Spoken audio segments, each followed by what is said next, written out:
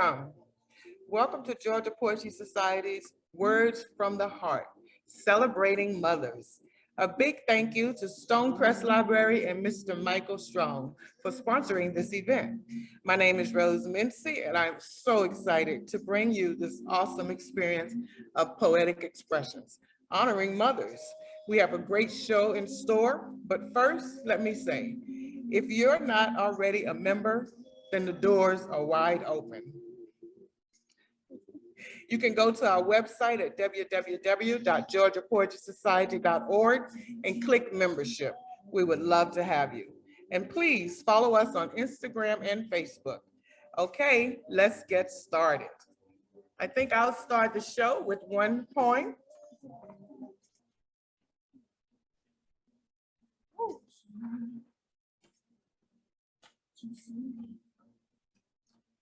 This is a poem I wrote years ago. It's actually called My Best Friend.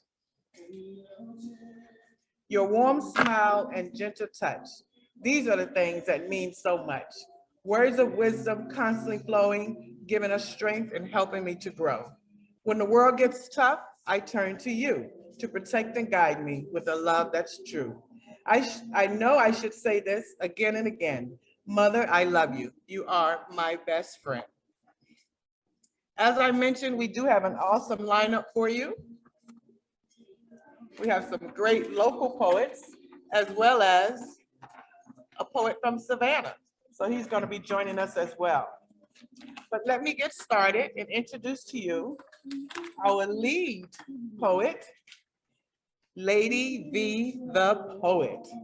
This beautiful lady wears many crowns: author, poet, hostess.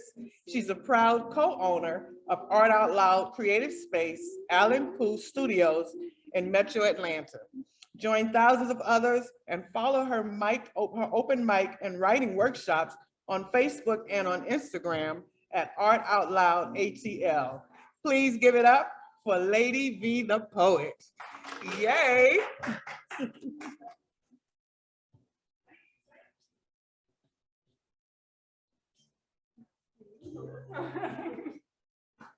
Well, it's Allen Poole Studio. I'm not going to Poole, but I'm sorry. Oh, there we go. 1, 2, 1, 2. There we go. There we go. Hello, everybody. I am Lady V the Poet. I am an event producer, a spoken word artist. You can find my 3 titles of the books out there on the table out there. My most recent book is F the Pandemic, Let's Have a Baby. I love that title. But yes, I have a 2-year-old son, and you know that makes me a mother. He makes me a mother. But he definitely. I'm gonna be transparent. He definitely was a surprise during the pandemic, and it was kind of like, you know, the whole world has kind of changed itself. But you know, we got through it, and that's what the book is about. Trying to, you know, try to overcome even though you're overwhelmed. So I'm going to have 2 poems I'm going to bring to you today. And like I said, actually every second Saturday at Westview Makerspace, I have an open mic variety show. So tonight at 6 p.m. I'll be featuring at Westview Makerspace. That's 1554 Ralph David Abernathy Boulevard. And that flyer's out there, you can get that. And every 4th Saturday, we have a show at Hodgepodge Coffee House. So I welcome everybody to come out and share your talents on stage and everything like that. But I believe my first poem is dedicated to all the wonderful ladies, all the mothers out there, you know, dedicated to myself. You know, I got to give myself some snaps, like learning how to be a mother every day. So I like she said, I'm a mother, I'm a wife, I'm a daughter, I'm a, you know, creative entrepreneur. So I'm trying to wear all those crowns, all those hats every day. But this is my poem titled, I am a woman. That's what the title is. But yes, this is my first title, titled Being a Woman. I can make cars slow down and eyes glance out of side windows. I can make a man's mind wonder what's the content of my thoughts. I can make you want to kiss my hand and not even have a reason. I am woman, the object of your desire. I can make 12 tasks roll into one without breaking a sweat. I can manage and supervise a group of people without them feeling inferior. I may not change the whole world, but my world is organized, stylish, and complete. I am woman, the master of my success. I can understand anyone through the content of my emotions. I can quickly tell a liar from the flicker of sarcasm in the eyes. I can see right through a fake smile or a kiss with no feeling. I am woman. My heart is more valued than gold. I can be royalty to the man I've chosen to be my king. I can be everything to those who are worth my time. I'm always aware of the infinite power of my femininity. It is up to you to take notice and give the ultimate respect. Like poetry snaps, anybody? Anybody? Like people say that poetry snaps are old, but I still like them. I still like them. And so my last piece today, like I said, my 3 book titles are out there in the lobby there with the flyers for the show so that we can have that information. Please take a business card. It's got the Instagram and all that type of thing on there. But my mother was the type of woman that put everybody ahead of herself. She made sure that everybody's bills are paid. She made sure that everybody's, food was laid out on the table, and she would eat like at midnight just to make sure that everybody else was getting what they had to get too. But it's like, in my mind, I wanted to be that type of woman, but I also know the importance of having space for yourself. You have to kind of get a confidence within yourself, take care of others, but don't forget about you. So that's the theme of this next poem. All and every aspect of a lady is embedded deep within me. My eyes have so much chemistry, it's a risk to even look at me. Girls don't speak, and guys trip over feet just to smell the perfume oils of my skin. They want to be let into this world of mystery, but they have no idea what words to say, what price to pay to be given a sexy laugh or smile. Knowing all the while I've heard it all before. The floor becomes my runway as people snap their fingers with their eyes. You might despise my outfit, but you better believe you ain't gonna forget it. All the men that want to hit it, they're held back by reverence and respect. This lady stands confident in the room she pretends is hers. The curves in my dress can be seen through light silky fabric. I'm used to the staring habit, so I'll pose a bit for your enjoyment. I am poetry personified, articulate, never tongue-tied. Just take a moment and relax while I mentally massage your mind. This is not your ordinary everyday oratory. You're lecturing and questioning my ability to be extraordinary. My poet story, take a listen. Pay attention when I mention a true lady's description, and ultimately you'll be glistening with the absoluteness of the truth. My words are rehabilitated, not to be affiliated with poet junkies taking 12 steps to finally let go and flow right. I'm more of a mellow type, a calm, collected archetype, a treasured artifact you just know is tight and search no longer for further interpretation. My explanation to this nation is a poetry legacy sensation, an arrested thought's emancipation when you let yourself go free. This is me and I'm real cool with it. This train of thought I'm on is school for it. Roll me up, lean back, and take a hit, or puff and pass me by for someone else. I'm Lady V the Poet, and thank y'all for your attention.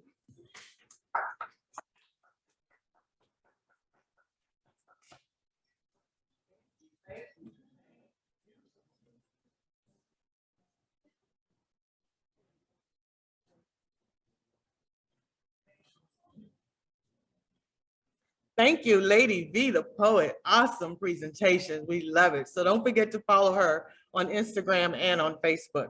Now I'd like to introduce Miss Terry James. She's actually from Freedom Middle School, and we met there while I was working with the students doing Poetry Club. And she decided to come and share some of her poems with us. So let's give her a huge welcome, Miss Terry James.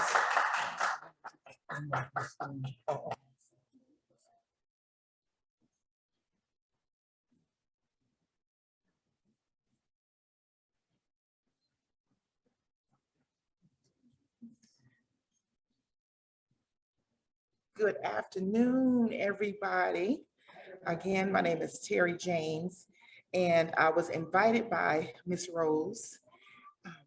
As you can see, I have a flower in my hair, and I wear a flower every day.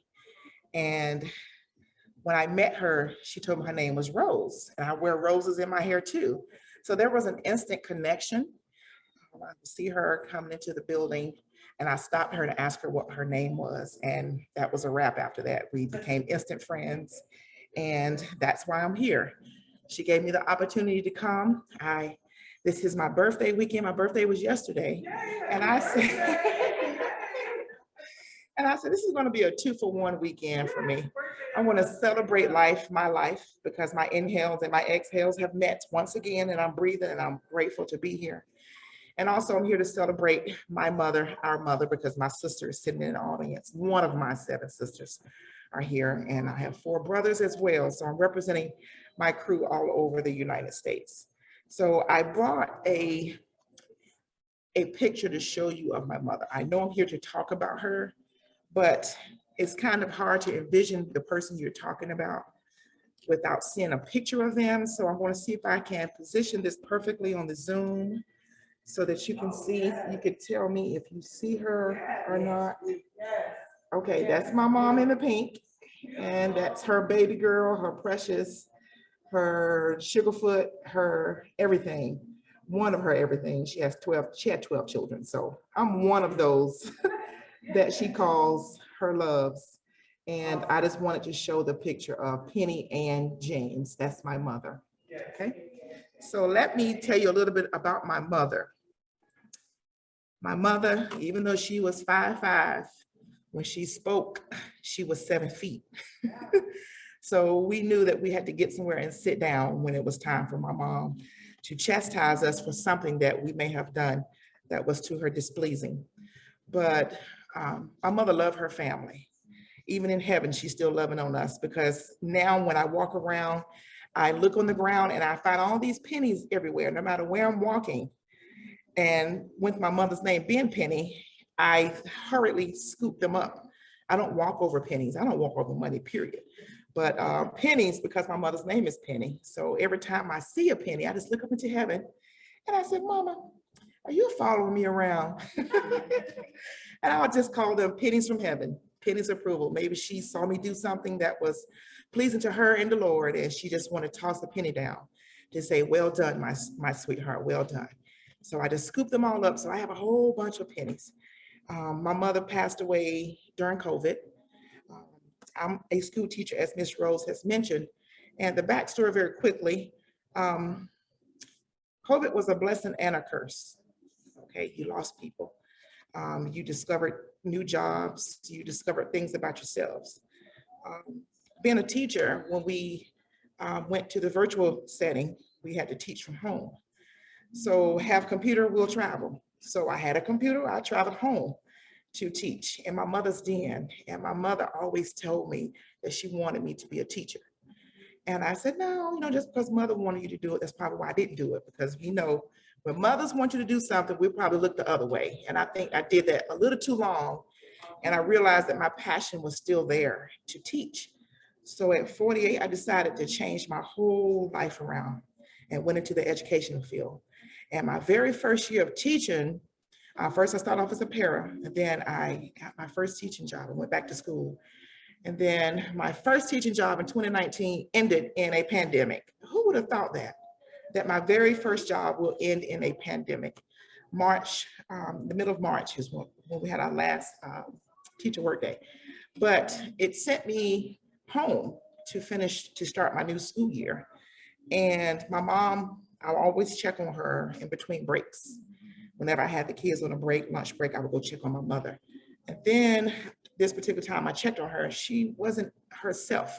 And I realized that she was having an experience. She had a stroke right in the middle of class. And so I had to get back online, call my paraprofessionals and ask them to go ahead and end class.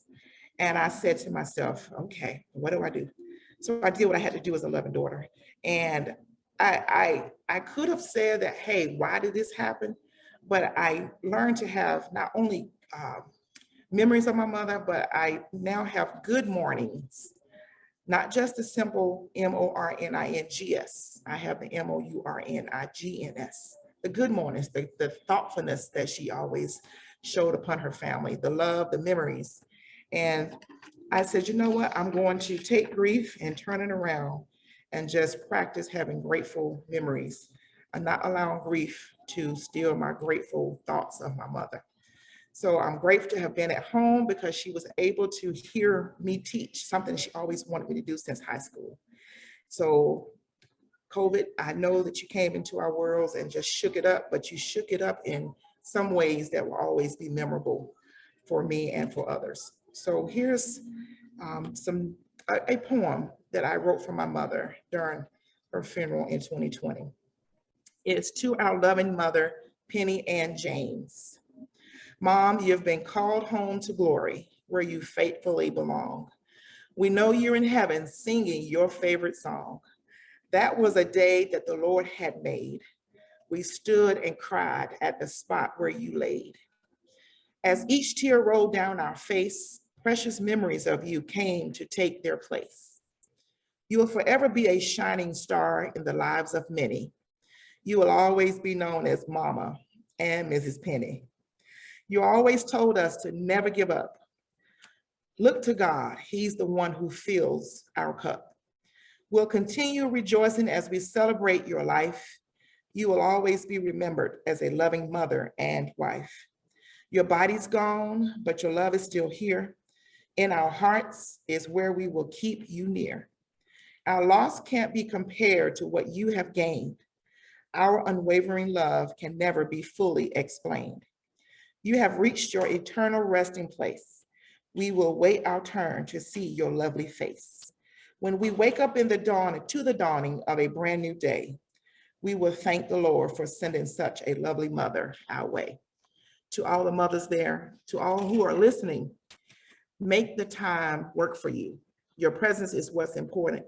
Your presence is setting you up because grief is going to still come down your road. Go ahead and spend all the time you can with your family.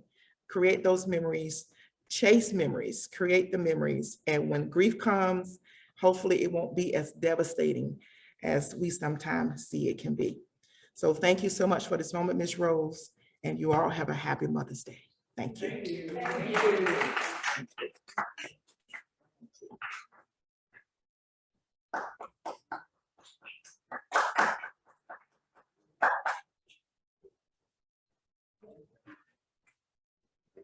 Very beautiful.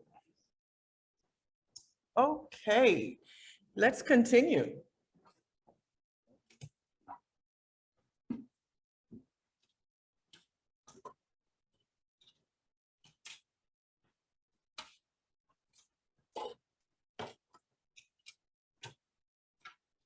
Okay, so before we bring our next feature artist up, there is one poem that I'd like to share.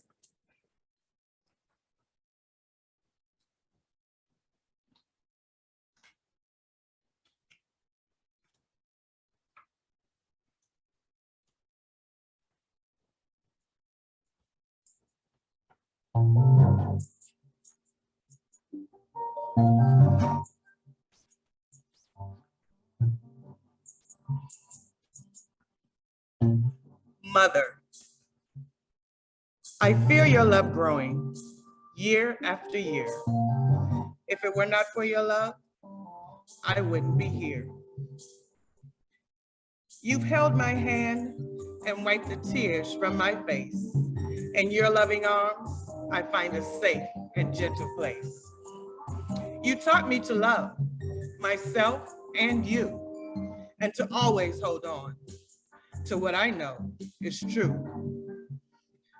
Whenever I'm feeling like I can't find my way, you are there to remind me to simply stop and pray. Mother, you are truly everything to me. You've given me the courage to be all that I can be.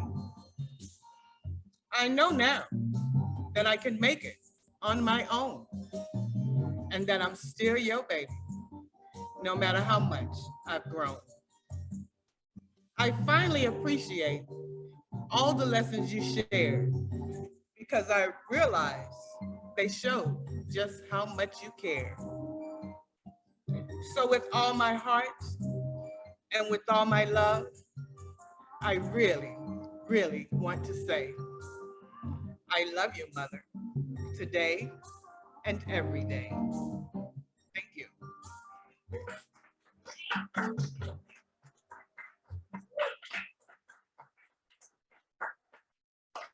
Thank you, thank you. Okay, now, get ready, get ready, get ready, get ready. This young man is so awesome. He's also a member of Georgia Poetry Society, and he's here from my hometown, born and raised, Savannah, Georgia. Let's give it up for Savannah. Okay.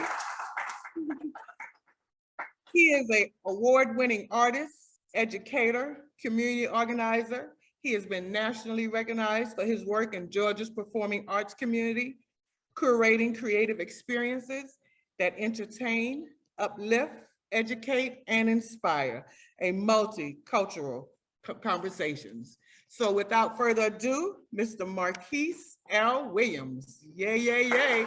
You guys are in for a treat.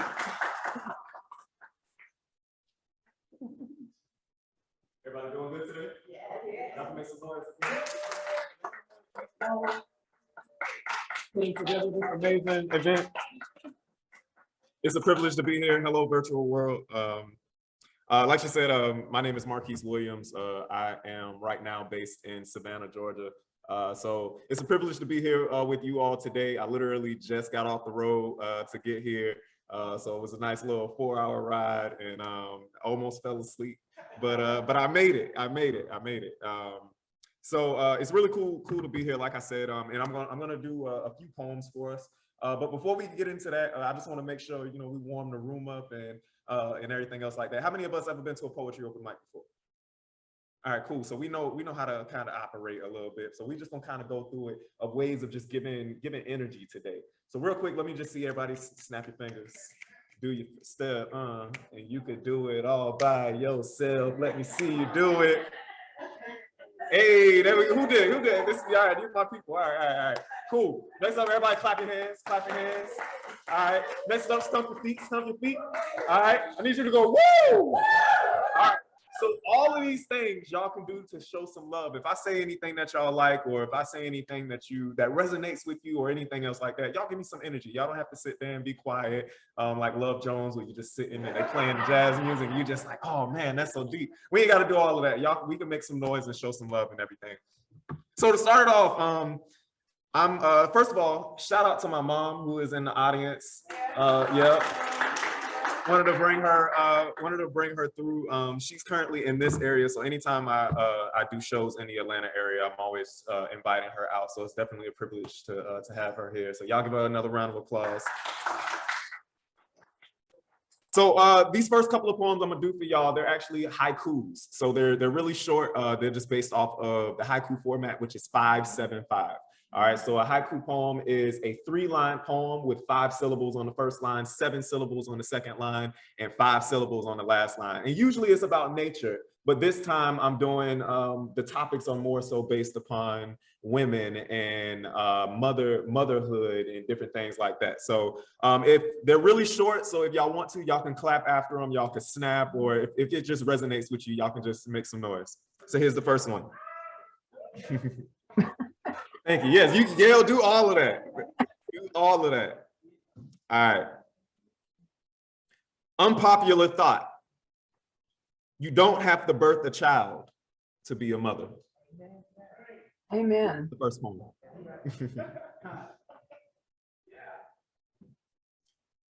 right. Y'all might like this, and my mama used to say this all the time.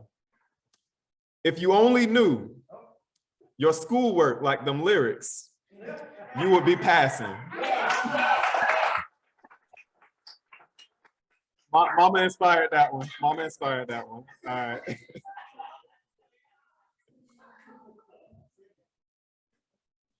First, there was nothing.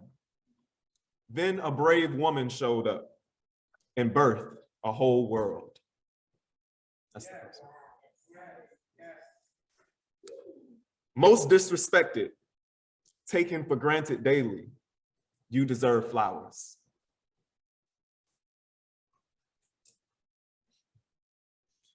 Bears fruit for the world, and these gifts are accepted. Thanks necessary. I'm gonna do a few more for y'all. Y'all liking the haiku so far? If y'all liking the haiku, say yeah. Say oh yeah. All right, I'm loving it. Where there is no life, a mother nurtures a home, life made possible. My mama taught me, how to pray, fight for what's mine, and never give up.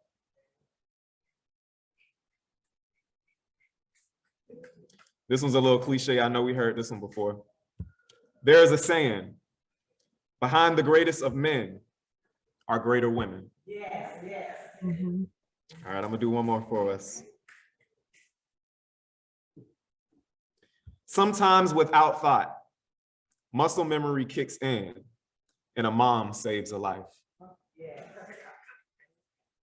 So those were some haikus inspired by motherhood and just women and femininity in general. When I think about my mom, I think about somebody who was always inspiring, not even just her own kids, but I've seen her become a mother to entire communities and other people. And that's why I love to give back so much, because I grew up watching my mom give back to so many others. So with my stories and with my words, I'm able to inspire others and educate others. And I learned that all from my mom. So I'm going to do another poem for us. And this poem is really about my granddad, but more than anything, it's about my entire family and also about my grandmother as well. How many of us are familiar with love languages? All right, so we got some folks in here. All right, so the name of this piece is actually entitled Love Languages. And it's kind of just some things I've learned from not only watching my grandma, but from watching my granddaddy and everything as well too.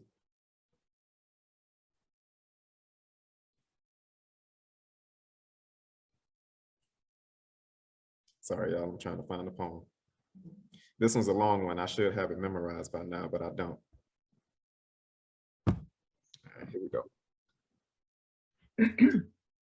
My granddaddy was a working man. He wore Dickie jumpsuits and boots that were decorated with bits of each job he'd frequent in his day-to-day. That's until my mama, aunties, and uncle nagged him into something a little bit more comfortable, reluctant, but not opposed to it. He would bust out a linen suit, the kind that came with shorts instead of pants, throw on a Kango hat, a pair of sandals, the ones with the straps in the front instead of the back. And then I watched as his stride became smooth like a slick old alley cat. This was how he got comfortable. Now, when my pop wasn't working, he was usually somewhere cooling or eating.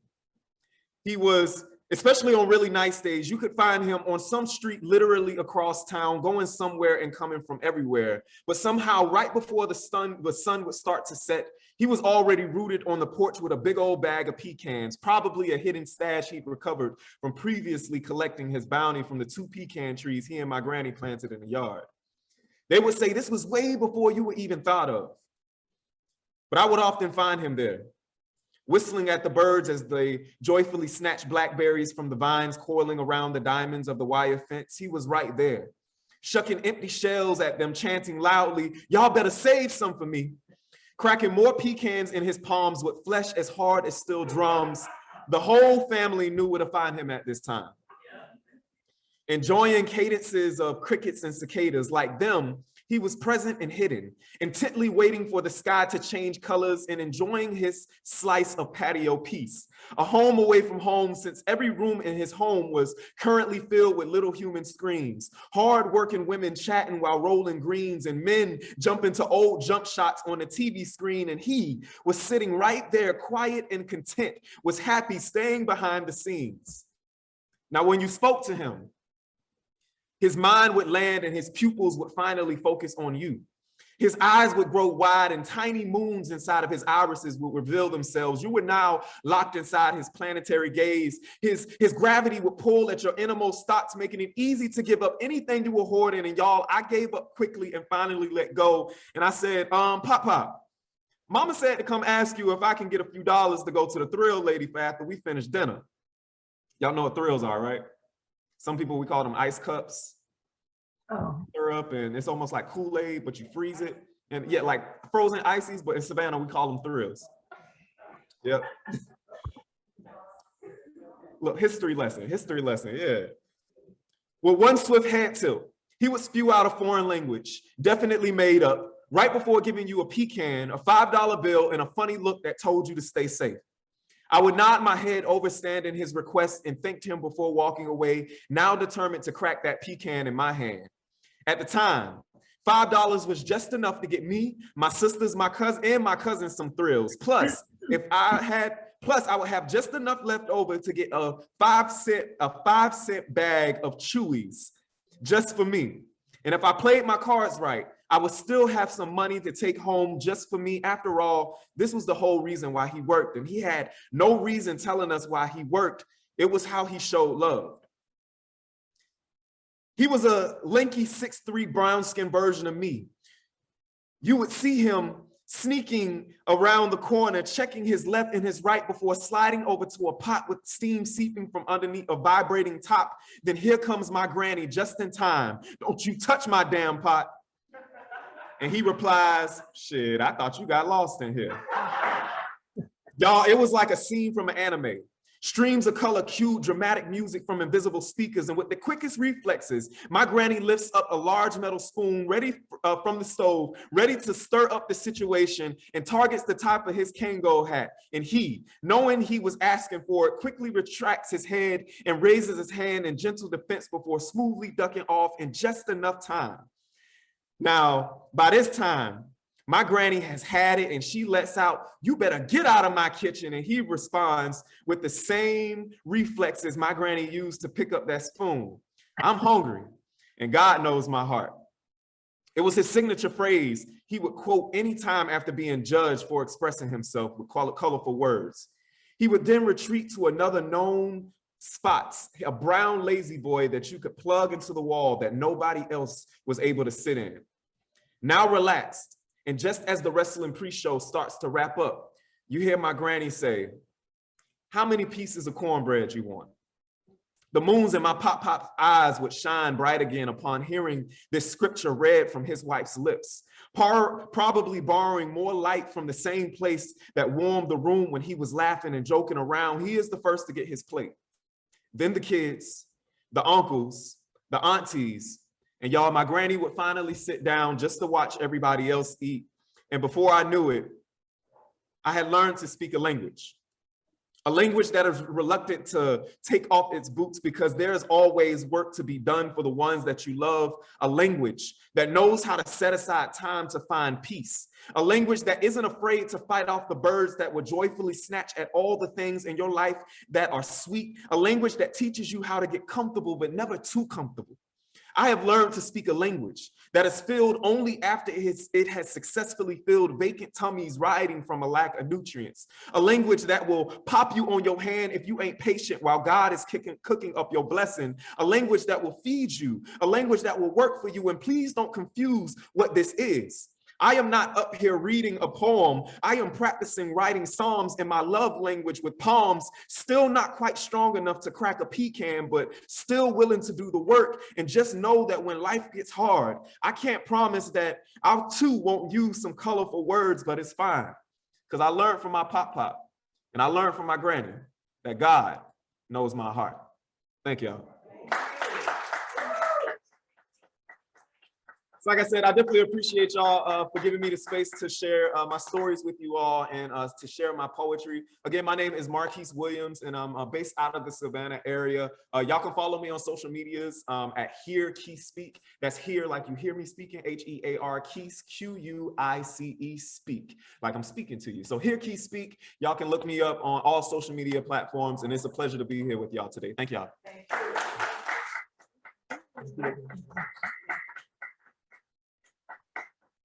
Okay, whew, that was good, huh? Got me sweating a little bit, just a little. Everybody having a good time? I am as well. We're here to celebrate the most important person in our lives, and actually the most important persons in this world, because without mothers, where would we be? Nowhere, okay? So next, we're gonna have Lady V, the poet, who's also a member of Georgia Poetry Society. So if anybody's interested in joining, see me afterwards, we'll sign you up, okay? Lady V, the poet, come share.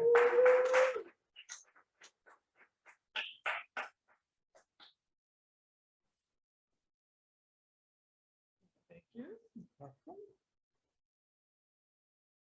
I want to kind of show off the brand new book because I'm so proud of it. It's like some people say they're like, "Oh, this your baby." I'm like, "I know, yeah, that's my baby right there." But yeah, like I said, it's called "F the Pandemic, Let's Have a Baby," and the titles of the different chapters are Life. Chapter 2 is A Whole New Way to Love. Chapter 3, Lessons Learned from Heartache. Chapter 4, The Art of Being a Parent. And chapter 5, I Remember You, I See You Now. And so I'm going to read a poem out of the book because, like I said, I've always wanted to spotlight. This book took me like, I guess, 6-7 months to get it right.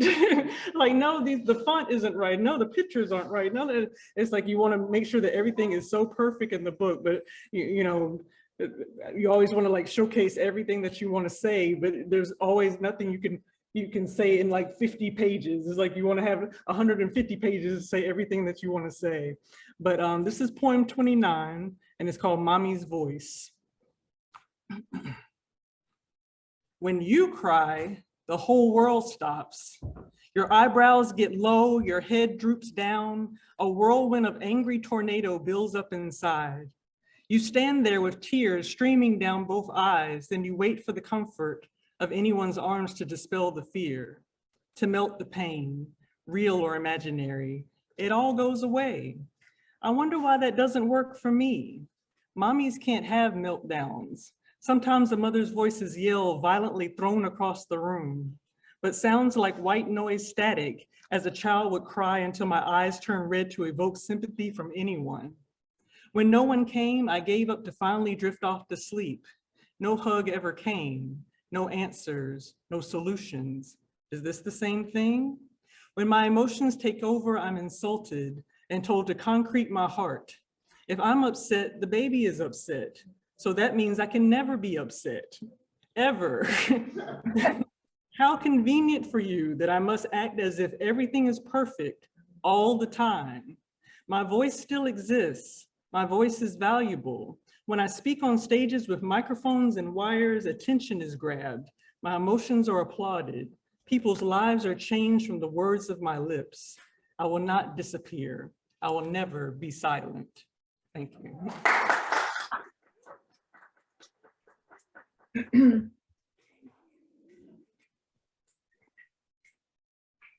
Hey. I guess I need to move just a little bit faster to get up to this big stage. Whew. Okay, Michael, you really laid it out for us. We got the big room and the big stage, and we are loving every minute of it. So we're becoming contagious.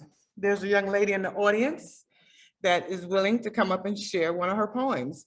She's here from Augusta, Georgia. She says she doesn't normally do this, but the energy has given her courage. I love it. So please, let's give it up for Ty Queen from Augusta, Georgia.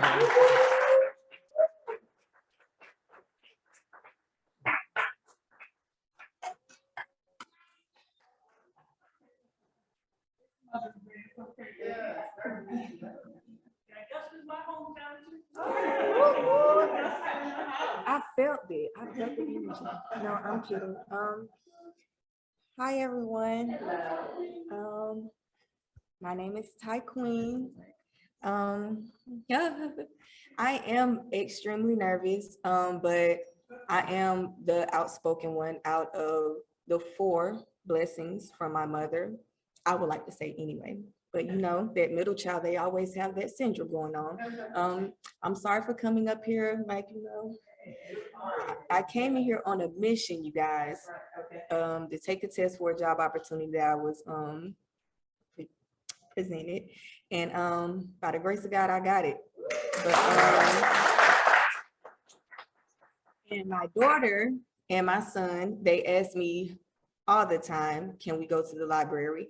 And I am a single mother with a strong support team, so I can't forget about them. But yeah, it took some time for me to get here, but I'm here, and the energy, like she said, it did gravitate me here. I have a bag full of poetry. I had a shoebox full of poetry, and my mom always inspired me to go for it. She was the reason why I continued to write poetry and still do, but she's not here anymore. And one thing that I learned after she passed was to keep going. So I kept going. And I wrote a poem, and I probably write one every month or every time I think about her, and I stop. But with this one specifically, which is why it's special to me, is because I finished it. You like to hear, here go. I wanted to cry, thought I shed a tear, but instead I smiled.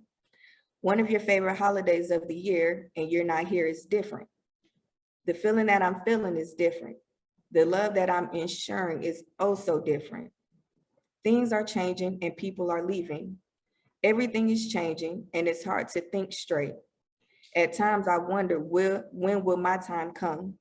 I have to ask God while thinking those thoughts to please watch over my children. And please, oh Lord, have mercy on me. This is the day that the Lord has made and I shall rejoice in it. Today is the day he rose and lived again, and I appreciate the sacrifice. And I know you're in heaven at peace, not hurting nor suffering, and that brings me great joy and happiness all over. I appreciate every moment. I love you with every atom. I'll never forget you or anything you've ever done for me and my kids. I lost my best friend, but I gained a guardian angel who I will never fear. Amen. And that's it. Something short and sweet. Thank you.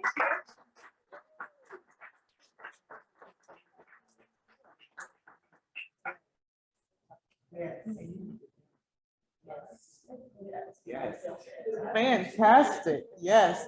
She has a book, and we need to get that book out of her, definitely, with all those poems. Okay. So this is Mother's Celebration, but we all know that grandmothers play a huge role in raising us and in helping us to be the people that we are now. I was actually raised by my grandmother. I lost my mom when I was almost 2, so I never had that relationship. But my grandmother stepped in for me. So I wrote this poem. It was actually for a friend of mine who lost her grandmother, and she asked me to write a poem. I love it though. It's called Grandma's Touch. Loving arms, gentle eyes, a heart of gold. God bless our grandma's soul.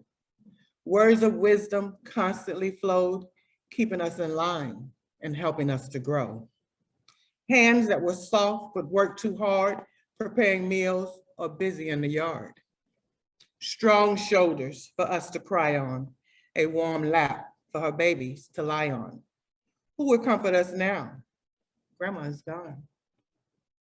Yet, we know that she is near, because her words we can still hear.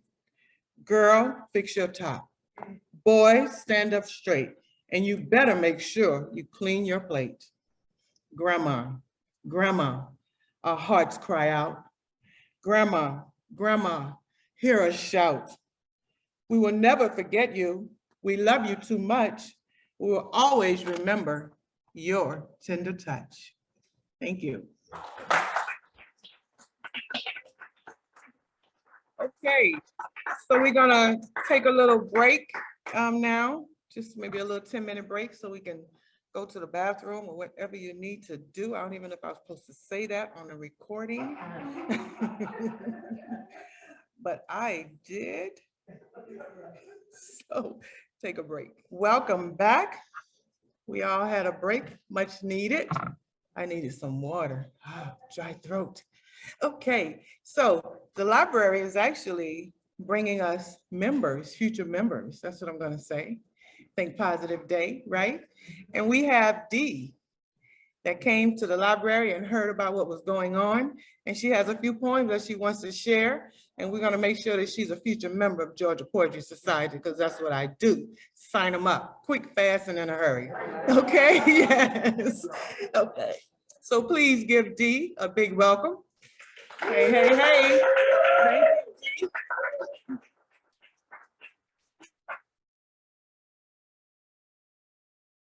Make sure we're still recording. Let me stop it. Make sure you speak into the mic, okay, Dee? Hello. My name is Deronda. Everybody calls me Dee. I'm one that writes poetry. I haven't been writing lately. I also like words and anything like that, words, board games, poetry, the like. I'm usually pretty good with the poetry and writing. What am I trying to say? Slogans for companies and stuff like that. So that's kind of me. I'm a Georgia peach. Been here all of my life. Done a lot of traveling, but Georgia is home for me. So I have two poems on my mother and one on my grandmother, and they're all relatively short. I'm sure somebody from the Poetry Society can tell me what this first one is called. I took the word mother and used each letter to write a poem. Is there a name for those or acronyms? Okay. So I guess the first one is an acronym. I'm a little nervous, so can you all hear me? Okay, the first one is called Mother, Let the Truth Be Told. Mastermind of the family, she always goes to bat. Overlooks all our faults because she's been there and done that. Takes the time to listen when time has come and gone. Heroine over all things, she fights till the battle is won. Elasticity of a rubber band, yet she never seems to break. Ruler of the house for sure. Now that leaves no room for debate.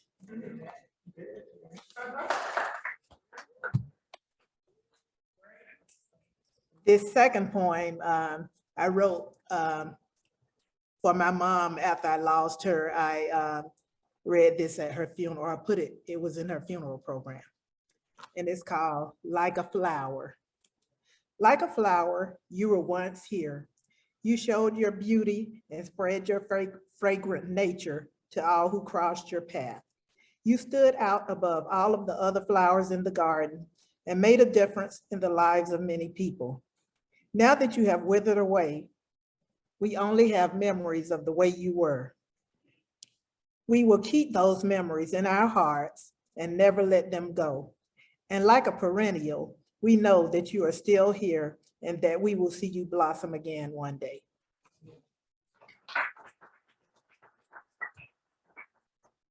And the third one is called Grandma, I Miss You. Grandma, I love you. I miss you so much. Your smile, your demeanor, your sensitive touch. If I could turn back time, I'd make sure that you knew the advice that you gave us has helped see me through. I think of you quite often and the family gatherings we had. No one can replicate your mac and cheese, and that's really very sad. I could go on and on about the things that you did, wishing I could go back to experience life as a kid. So remember, my friends, if there's someone you love, please be sure to tell them, accompanied by a kiss or a hug. Tell loved ones you care daily. Don't wait till they perish. Let the memories you have be ones you will cherish.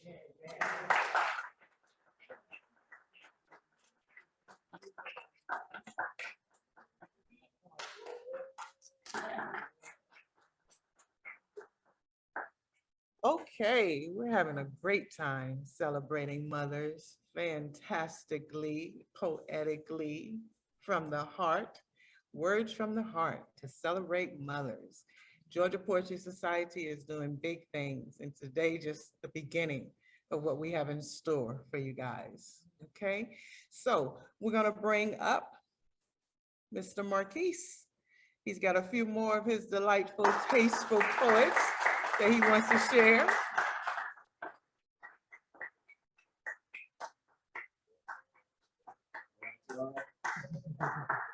I got some more quick hits for us, some more haikus. Yes. So it's so I wanted to do some haikus because recently in Savannah, so we just had a National Poetry Month that just happened in April. And we had our very first haiku poetry slam in Savannah. So we've been working on cultivating our slam scene out there. So we had a whole bunch of workshops that were happening all month last month, and we challenged all of our poets to create as many haikus as they could. So that's why I wanted to come up here and have some fun with some of these haikus. So I got a few more for us. So here we go. The original, an undeniable truth, a man could never. That's the first one.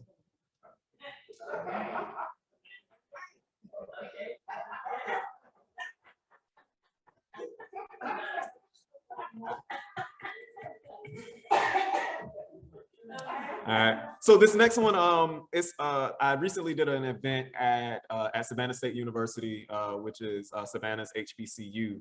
And one of the ladies from Hidden Figures, who the Hidden Figures movie was inspired by, actually came by, and I got a chance to meet her, and I thought that was really cool. So this next one is kind of inspired by her. Made it to the moon, got home in time for dinner. Warm love and rockets. That's that one.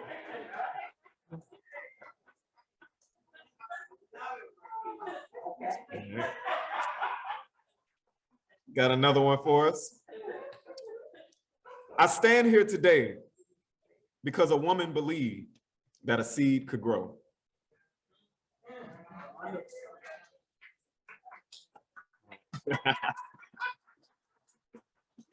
All right, y'all. I got three more. All right, here we go.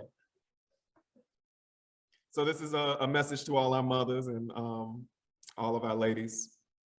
Never stop dancing. Live your life wrapped in laughter, draped in fearless love. Yes.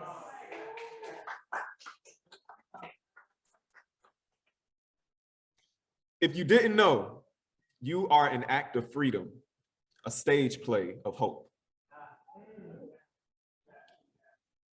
Hidden in your smile, a flame of rebellion sits, waiting to warm hearts.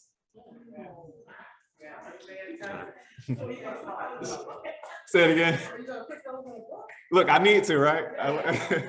But I appreciate y'all again.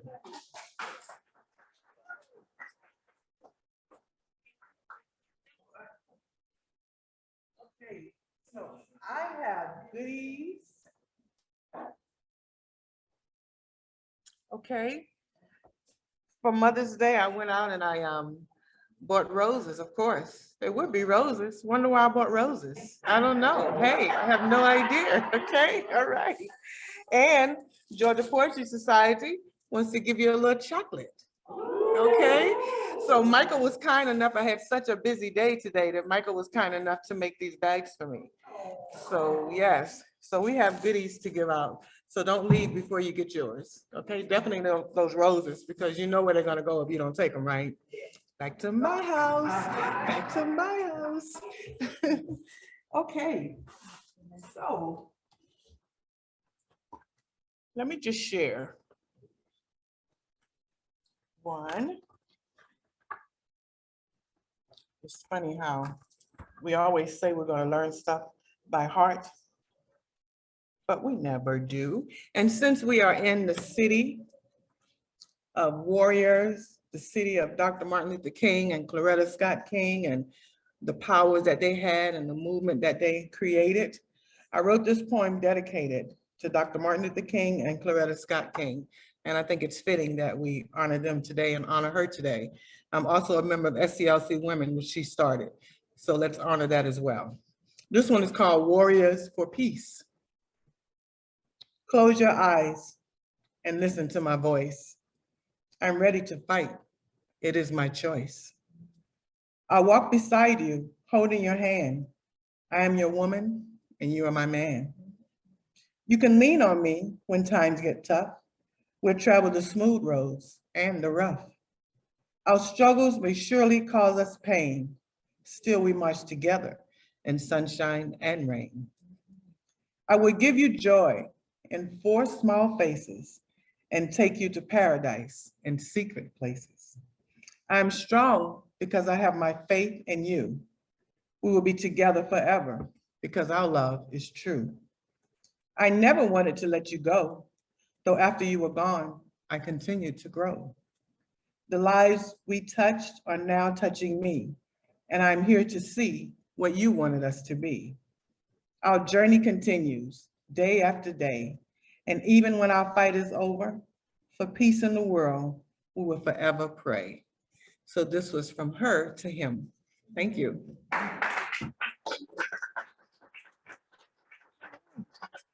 So do we have anybody else in the audience that wants to come up and share the poem?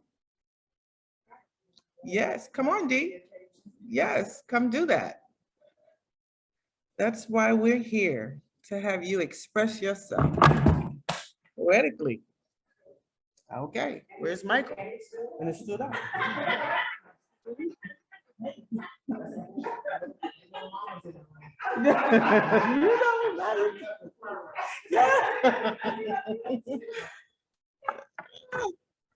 Okay, so that Michael doesn't get me for messing anything up. Okay, I think it's really the big one that we're using, so. Let's put this one to the side. Go ahead, Dee. Okay, this one is called A Single Parent's Destiny, but I think more women tend to be single parents, so I guess it kind of fits the occasion. Day after day, year after year, I'm running so fast, hoping the end is near. My choices are innumerable, but my days are not long. Sometimes I feel like crying and I end up in song. Faith in God is the answer. Let no one deceive you. He'll always be there, though others may leave you. Keep running, press forward. He'll give you the strength, no matter the volume, the content, or length. Believe me, I know it. You will soon see the light, just when you are ready to give up the fight. Keep trusting and praying, singing and praising. You will see the rewards in the ones that you're raising. Let God know you trust him. Don't give up the fight. He'll give you the courage. He'll make it all right.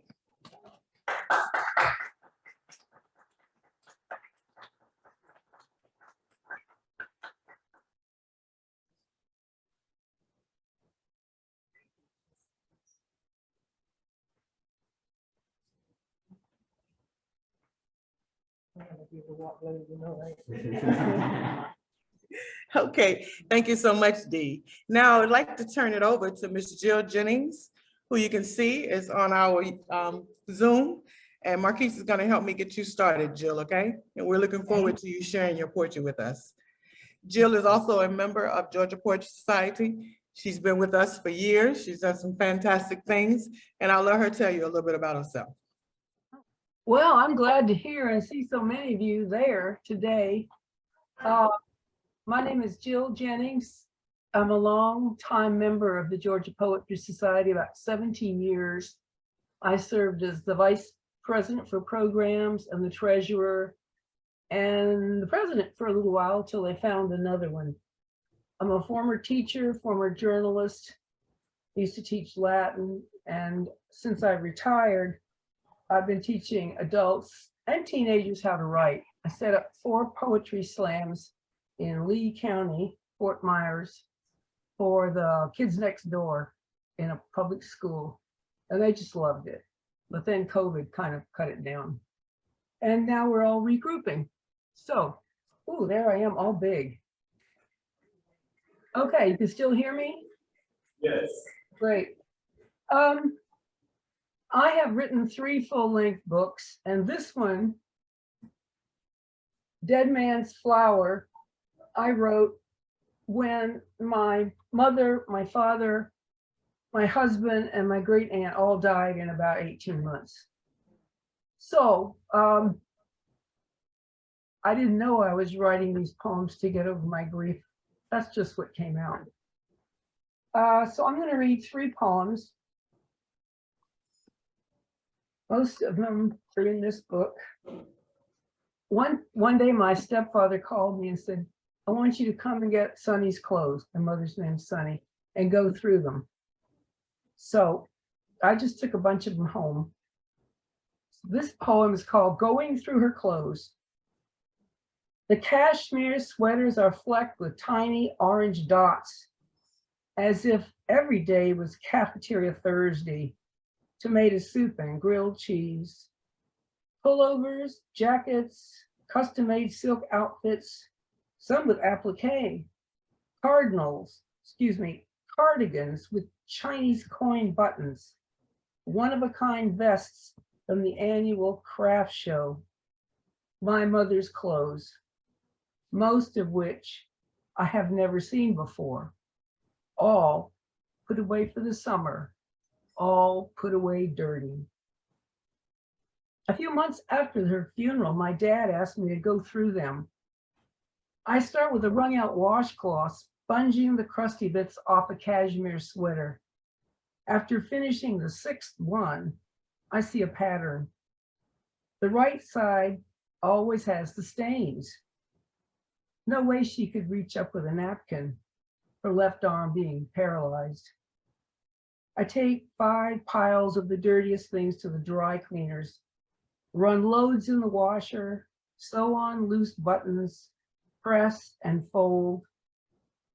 I do each task slowly, savoring the motions, even for clothes that I know I'll give away. With each flake of crud I rub out, years of anger and frustration begin to surface. I want to find a way to erase the decades of sorrow and brokenness we shared. There was so much. I want to let the grief begin. For days, I work on her clothes, feeling the full force of my anger and despair. I decide to pack away some of the nicest sweaters in tissue paper, box them up, seal them like a wedding dress. I look for tissue paper, but I don't have any except the kind with Christmas trees. I want to preserve her clothes. I can't preserve our visits. I think about a documentary I saw about Hindu funeral ceremonies. The female relatives wash the dead woman's body, anoint it with ghee, dress her in clean white linen before her son places her on a funeral pyre. As I continue to clean her clothes, a truth comes to light. Like the tarnished silver mirror I just polished, the one I found at the bottom of her pocketbook. I am doing something more than working on my mother's clothes. I must be making a kind of offering, performing a sacrament or a penance of my own design. It's like I'm washing my mother's body. At the same time, I understand what compelled faithful people to say a dead man's things, a tooth, a hem of a garment, a piece of the arrow that killed him, a drop or two of his precious blood, and put them in reliquaries. But you can only say what you can see or touch. As if I am outside the scene, I watch myself lift a sleeve of a beige Angora sweater to my lips and inhale the scent of my mother one last time. That's not too cheerful, but I hope you got something out of it. This next one I've never read in public before. It's about my mother. It's called a mauve paint album. I used to paste them in a mauve binder, the magic clean kind that we used to have. Those years of newspaper clippings my mother sent me. The daily poem introduced by Ted Kooser, write-ups on local authors, upcoming literary events, and book reviews. I reread each one, finally announcing aloud, I really should pitch these. They're probably available online, but I know I can't throw them away. With only one hand, my meticulous mother managed to cut them out of the Sunday papers. Over the years, the clippings had become a little uneven around the edges. Then there's the effort involved in addressing an envelope with just one hand. I saw how she did it once. She would put her head down on the counter like a paperweight and use her one good hand to write. Today, it's me that's cutting out an article, an entire broadside page, photos of my 2 book covers, a pair of my poems printed in separate sidebars, a short biography, and a headshot of me smiling. I never asked my mother to mail me those clippings. Now that they've stopped, I know she has given up, not on me, but on something else. She won't be here much longer. Okay, now I have a grandmother her name was Grandma Zoo from Missouri. And my people are from Virginia on both sides. And this is a story she told me, and it's a true story about my grandmother. She was a teacher. It's called Captured Grace, a true story.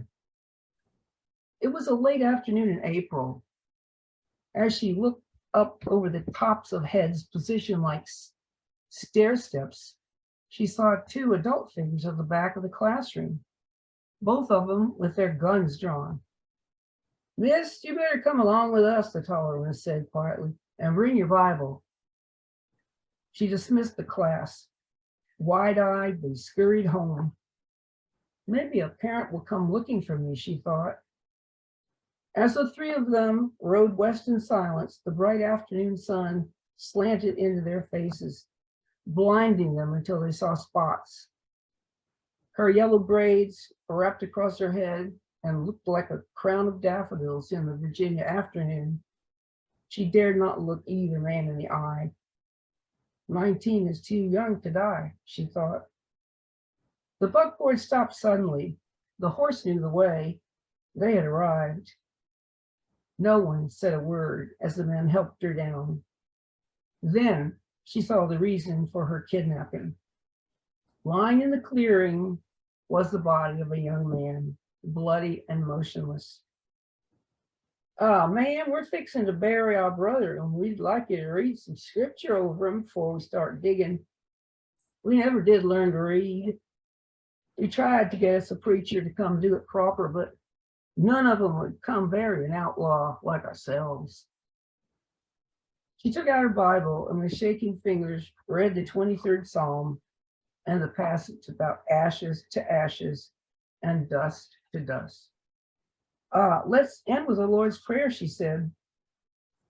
And they bowed their heads and joined in. Afterwards, she stood there and watched them shovel dirt over their brother's body.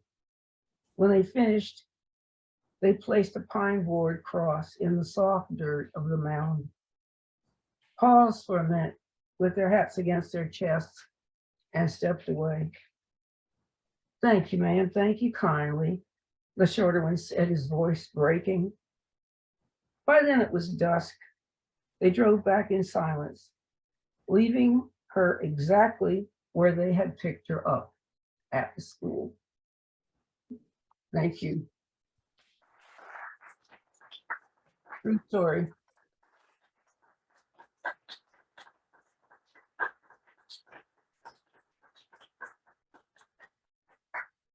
Can you hear me? I just wanted you to see your audience. Oh.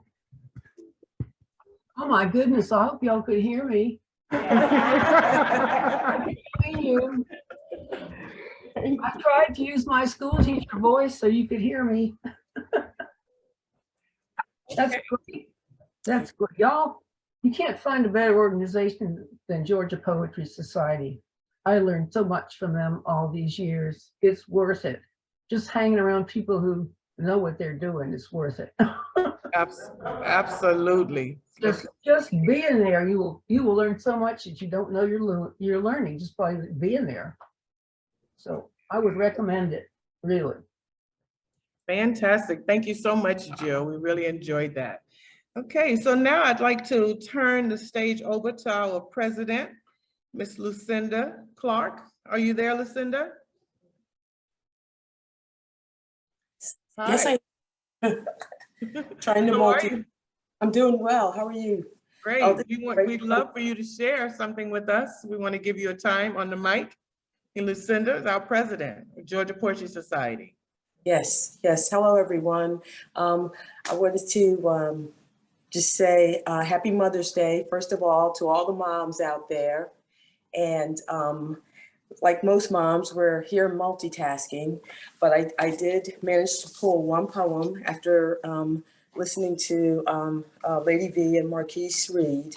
I don't know if Marquise has shared because I had to step away, but we have agreed to sponsor the winner of the Savannah Grammar Poetry Slam. We've agreed to support her in her travel to Iowa. I was able to convince the board of directors that she will, if she doesn't bring it home, she'll be in the top 2. So Marquise, check your email and please get back to me about that. I want to thank Jill, who was recently elected to the board. I don't know if you saw your email, surprise. Yeah. And Marquise and a few other members. Being the president has been a thrill and an exercise in exhaustion because the state of Georgia is very large and there are many, many poets in it. And we strive to bring as much of Georgia to the world, not just to Georgians. And so we hope that I heard Rose doing the pitch, and hopefully some of you will sign up today. And if not, we'll see you sometime soon. I have just one poem that I want to read because I had the distinct honor of watching my daughter, who was a preemie, graduate. She received her master's in behavioral engineering this Monday. And so we went out to Phoenix. So I'm still adjusting from the time zones and everything. But this poem I wrote thinking of her, and it's titled A Mother's Love. A mother's love is about holding on and letting go. Holding on to the belief that what you see the first time you look into the eyes of your child is the light of her true potential. Holding on to the fact that you're striving to be the best servant while still being true to yourself will be passed on and manifest as your child's potential develops. Holding on is holding your breath and your tongue as you watch your child take take one of many first steps, her first day of school, dates, and steps across auditorium stages and the first of many school graduations, off into adulthood, out into life. A mother's love knows it is time to let go of worry as she drives off for the very first time and every time she gets behind the wheel of her car on an airplane to go miles and time zones away from you. Letting go of can she afford it when she offers to take you for a meal, a shopping trip, a play date. Ah, the letting go. It stabs like a knife in the heart if done wrong, but feels like a boulder sliding off your shoulders if done right. There is no argument, battle of wills, no battling at all, just a mother's knowing, that acknowledgement by the tip of the head, hug, or offer to help without asking. There is gratitude, love, and mutual respect that what you, her mother, have hoped, prayed, worked for, and with God's help, you now see manifested. Thank you.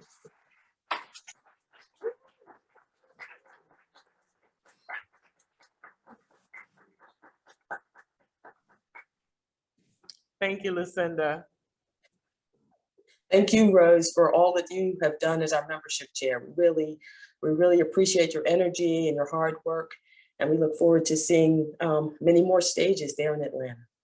Fantastic, indeed, yes.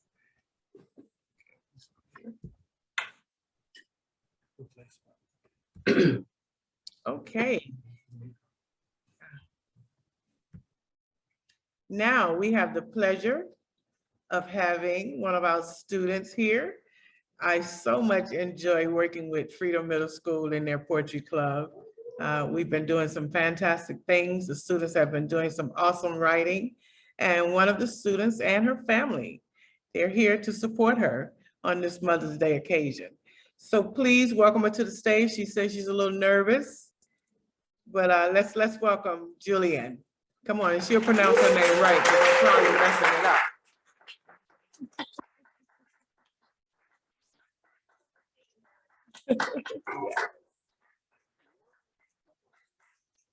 Do this thing, okay? Fantastic. Make sure you speak into the mic, all right? Tell your name and tell where you're from. Hi, my name is Julia Natalia. I'm in 7th grade and I attend Freedom Middle School. And I am from Cameroon. My poem is about Oh Mother's Day, the lucky day. Oh my, what a beautiful day for mothers. Every kids love their moms.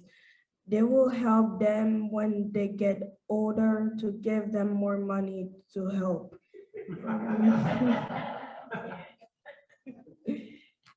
This is such a beautiful day and my grandma is still with me and I still always go talk to her at midnight. Lucy, the black kitten, is at home sleeping and my family is taking good care of her. My family is so hopeful and amazing. And my grandma is so hopeful and amazing. She always have ways to make me smile and happy. My family and I went to the waterfall on weekends with the black kitten.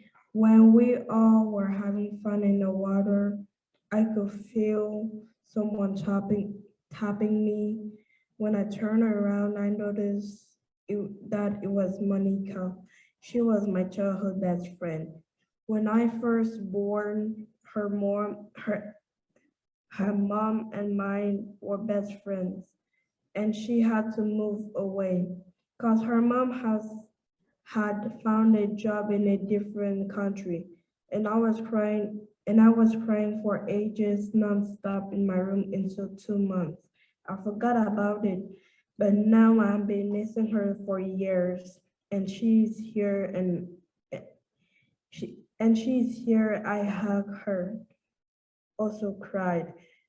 And now it was my grandma and now Monica. This is a lucky day. Me and Monica was talking for hours in the swimming pool.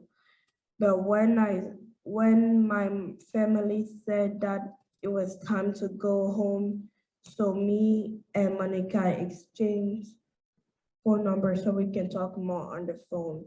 At midnight, I went outside since it was Mother's Day. I told my grandma when looking at the stars, I'm happy Mother's Day, Grandma.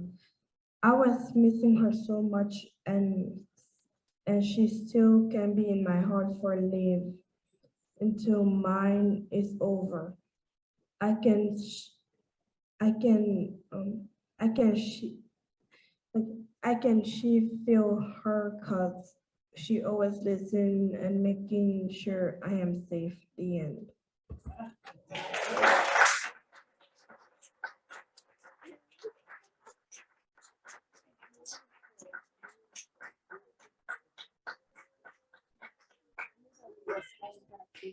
Yes, you did. Fantastic. Watch your step.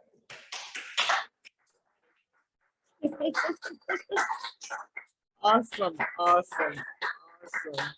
Yes, yes. Okay, so the clock is ticking on the wall. I don't know if we have anybody else online that wants to share. No, no one else is there.